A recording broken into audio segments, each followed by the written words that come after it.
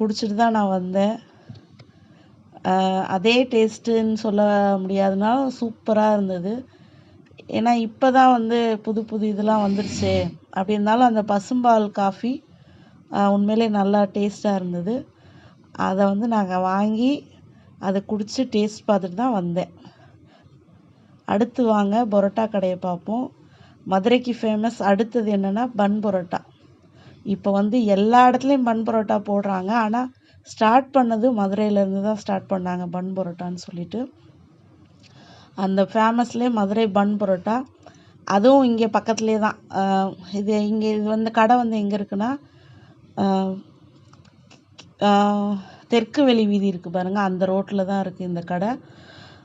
அங்கே தான் நான் இப்போ காஃபி அதாவது டீ குடிச்சிட்டு பால் பன் சாப்பிட்டோம்ல, அதுவும் அந்த இடத்துல தான் இருக்குது. சின்ன வயசில் எல்லாமே